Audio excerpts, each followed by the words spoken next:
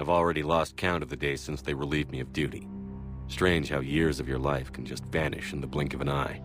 And in a flash, you've got nothing but time. Time to reflect on everything that's happened. Hard to believe it's been only a few years since this all began. We were testing out the Normandy, Captain Anderson's new ship, when the distress call came in. An Alliance patrol on Eden Prime had been attacked. They'd seen something they couldn't explain. And whatever it was massive. I hit the ground with my lieutenant, Kaidan Alenko. A good kid, loyal, by the book, with a talent for biotics. We came across the lone survivor of the patrol, Gunnery Chief Ashley Williams. A soldier to the core. Tough, disciplined, ready to take on whatever came her way. Ashley joined up with us and took us to the spot where she lost her squad. That's when we saw it. The ship. Like nothing I'd ever seen. It was massive, scorching the colony and everything around it as it blasted away. We followed the path of destruction to an artifact, a beacon left by a long-dead race called the Protheans. The colony had dug it up, and whoever attacked them had tried to take it.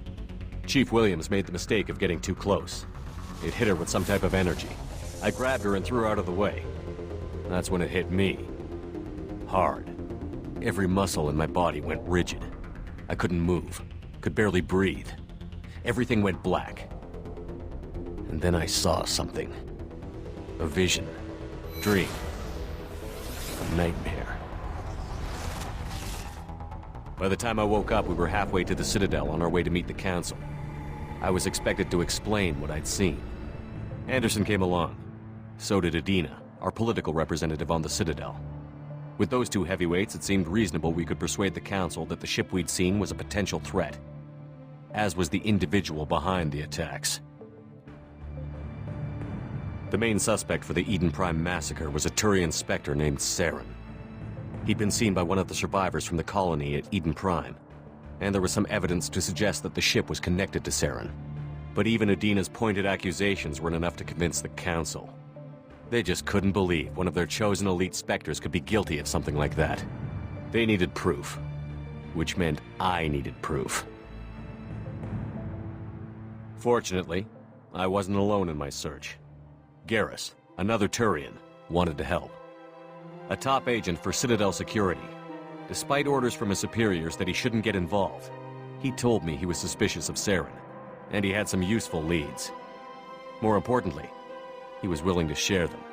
That led me to Rex, the biggest, nastiest-looking Krogan bounty hunter I'd ever seen. He turned out to be more than just a brute. It was his intel that led to a fugitive with incriminating evidence on Saren. The fugitive turned out to be an energetic little Quarian named Tali. A tech expert with a knack for hacking, she'd procured some information on Saren. Evidence that proved Saren was dirty. Tali's evidence proved that Saren was responsible for the massacre on Eden Prime, and that the immense warship we'd spotted was in fact Saren's flagship. But it went much further. Saren was trying to find a way to bring back a race of sentient machines from dark space. Machines allegedly responsible for cleansing the galaxy of all organic life. These Reapers were blamed for wiping out all life 50,000 years ago, including the Protheans, then disappearing back through the mass relays to dark space, leaving no trace they'd ever been. That explained why Saren was after the beacon, and it made some sense out of my visions. But not much else. We couldn't convince the Council that the Reapers were a threat, but they agreed Saren had to be stopped. They stripped him of his Spectre status and gave me the honor of becoming the first human Spectre. My first task?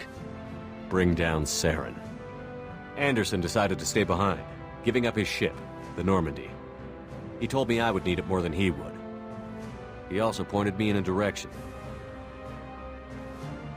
Liara, a Prothean expert, adept in biotics, and maybe most importantly, daughter of Benezia, Saren's top lieutenant. And like most Asari, as beautiful as she is intelligent, and born with a unique ability to meld with other species. Liara was able to help me decipher some of the vision the beacon had given me.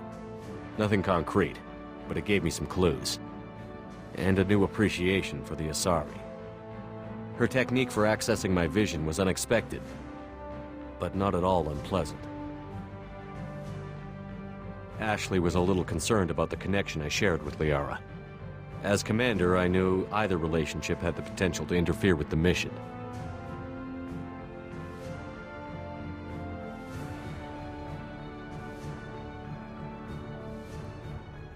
I told Liara about how I felt.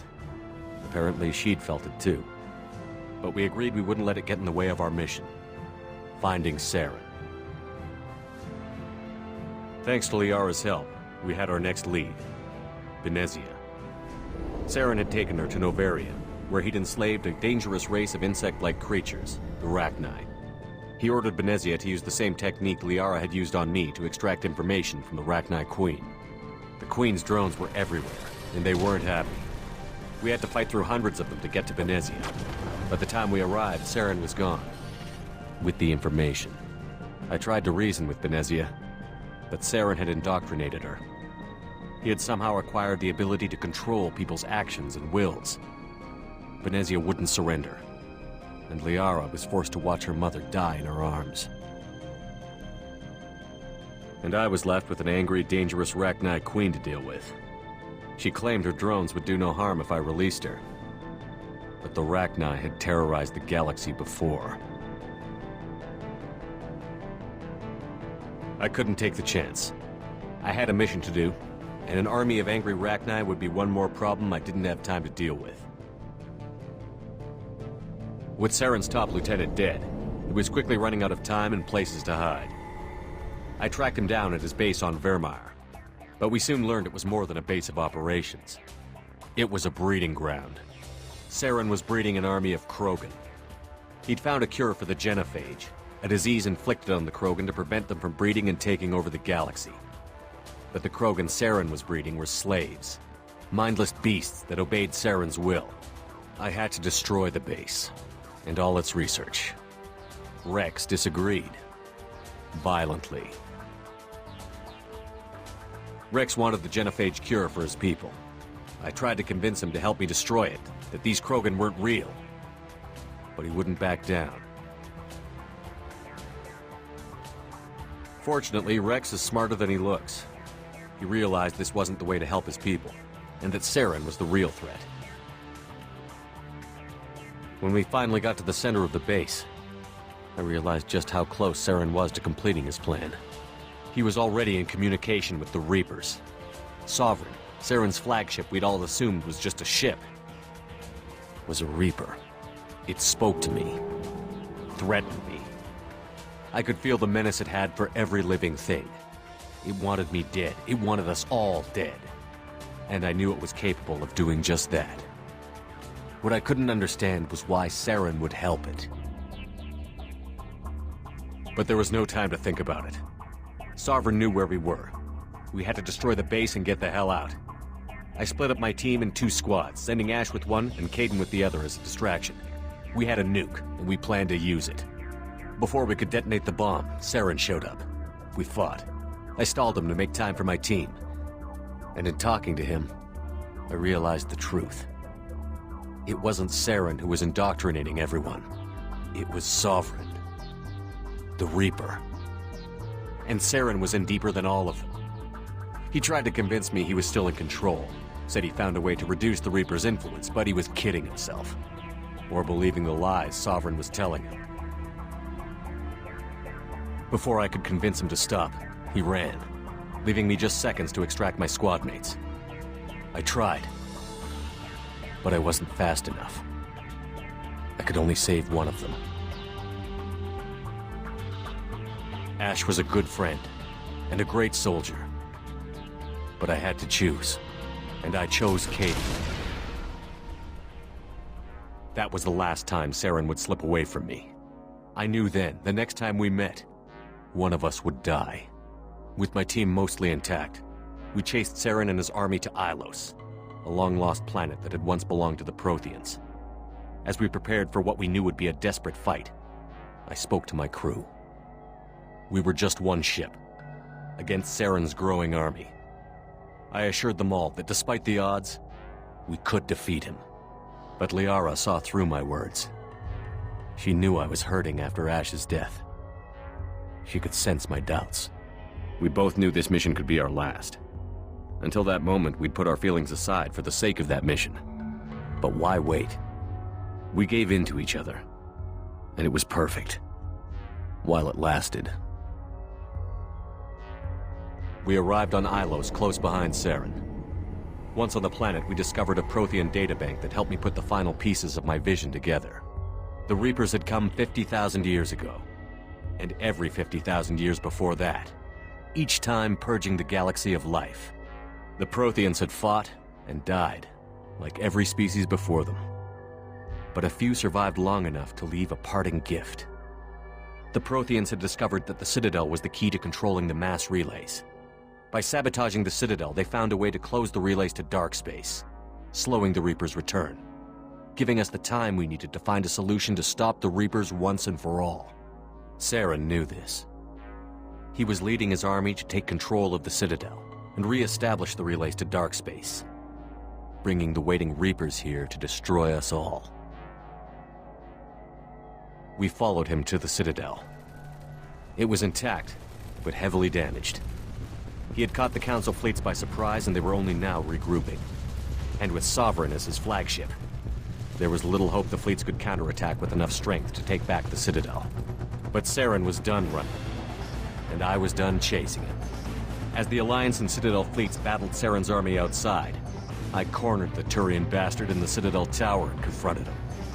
He died believing that the Reapers would save him. As I fought to regain control of the Citadel, the Council's flagship, the Destiny Ascension, fell under attack. Despite Saren's death, Sovereign and Saren's army continued to fight. The Council was aboard the Destiny Ascension, and they were requesting assistance. But I knew in order to help them, I would have to put our human Alliance fleet in jeopardy. The Council could be replaced. The fleets were needed here and now if we were going to defeat Sovereign. Even with the Citadel back in my control, Saren defeated, and the Normandy leading the combined galactic fleet, the battle against Sovereign, a single Reaper, was relentless. It took the combined fleets of humanity and the other races, but in the end, Sovereign fell. But the costs were immense. While humanity's efforts in the war earned us our first seat on the Council, it was a hollow victory. The Reapers were still out there. I knew the fight was far from over, but as the one who'd led the fight against Saren, I was given new responsibilities. The choice of humanity's first counselor was left for me to decide. On the one hand, Udina, the lifetime politician. Ruthless and ambitious, he would easily navigate the political landmines that would soon be put in front of him. The other choice, Captain Anderson, the career soldier. Tough but fair, but a friend, and someone I could trust. Both great leaders in their own right. I didn't much like Udina, but sometimes you need a pit bull on your side. Someone willing to be the bad guy, for the sake of the greater good. The war was over. The threat had passed. In time, the Council would rebuild itself. The Citadel could be repaired. Even the pain of lost friends would fade.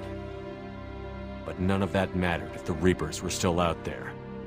And if they were all as powerful as Sovereign, we had to find a way to stop them. I had to find a way. I gathered my crew, took my ship, and went in search of answers. Officially, the Council would only say I was assigned to cleanup duty, rooting out any remnants of Saren's army. But the Geth and Saren were just the beginning. The Reapers had other plans. A few months after the battle for the Citadel, while we were on patrol, we were attacked by an unknown vessel. Before we knew what was happening, we were disabled and forced to abandon ship. The Normandy was destroyed. We lost a lot of good people. I almost didn't make it myself. Technically, I was as close to death as you can get. By the time my body was recovered, there wasn't much left. The pro-human group, Cerberus, acquired what was left of my body and spent the next 2 years rebuilding me.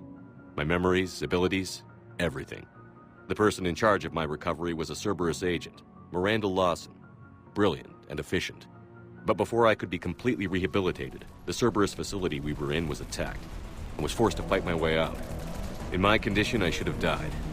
but an ex-Alliance soldier named Jacob Taylor kept me alive. We found Miranda, and we escaped. They took me to meet the Elusive Man, the leader of Cerberus and the one who had ordered me rebuilt. The Elusive Man lived up to his name, offering half answers to many of my questions. But he did explain why he had brought me back. He believed I was the one person who could stop the Reaper threat. And he explained that the Reapers had a new ally, an insectoid race called the Collectors, the ones who had attacked the Normandy 2 years earlier. Since that time, they'd been systematically abducting entire human colonies and taking them beyond the Omega-4 relay, a place that no ships other than Collector ships ever returned from. The Elusive Man wanted me to find out why humans were being abducted, and to end it. In return, Cerberus would outfit me with a rebuilt Normandy, weapons, and a skeleton crew, as long as I agreed to take along Miranda, Jacob, and an illegal AI named EDI. I told the Elusive Man I wanted my own team, people I knew. He already had a list of individuals that he wanted, people that might be willing to go on a suicide mission, to head beyond the Omega-4 relay and face the unknown. It was an interesting list. Ex-convicts, assassins, experimental scientists. In the end, it was my choice. It would take time and effort to recruit them all, and with more humans disappearing every day, I wasn't sure I should bother. I decided I needed all the help I could get. Recruiting the team took me all over the galaxy. Along the way, I met some old friends. They were quick to join, despite the risks.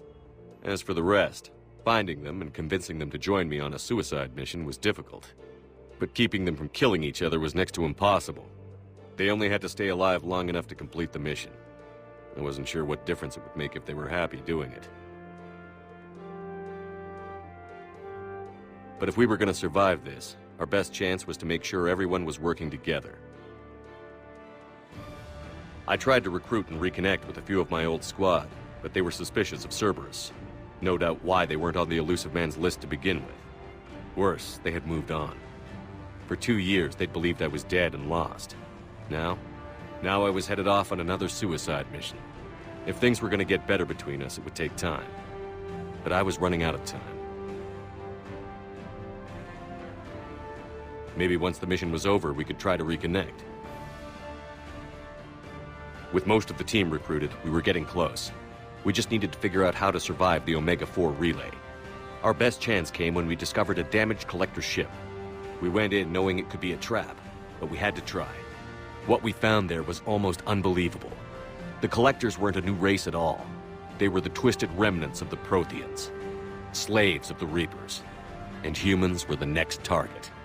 The Collectors were abducting tens of thousands of humans for the Reapers, and unless we could find a way to stop them, we'd end up just like the Protheans.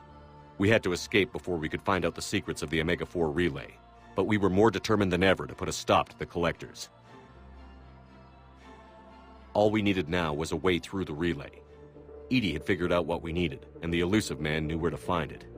We stole parts from a derelict Reaper to mask our ship's signature, to make the Normandy appear as a Reaper and allow us safe passage. As soon as we had what we needed, Joker and EDI began testing. But while I was away on a mission with the team, the Collectors attacked the Normandy, determined to destroy it before we could finish the tests. Joker and EDI did their best to fight them off. They saved the ship, but the entire crew was abducted, taken beyond the Omega-4 relay. Jacob wanted to go immediately and rescue the crew. EDI and Miranda wanted more time to prepare before we attacked.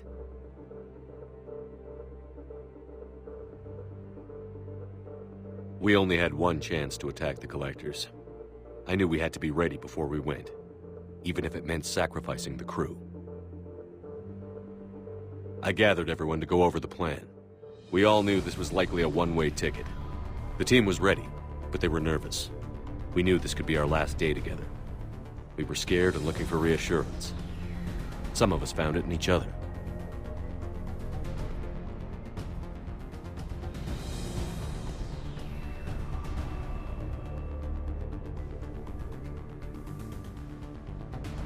Tali came to my room to talk, share her thoughts. We spent the night together, comforting each other. The day of the attack, everything went as planned. At first. The Normandy made it safely through. As we scanned the wreckage of all the ships that had failed before us, we found what we were looking for. The Collector base. And guarding it The ship that had destroyed the Normandy 2 years ago, and almost ended my life. But this time, we were the attacker. And the Normandy was equipped to deal with it. We took some damage, but destroyed the Collector ship, and made our way to their base.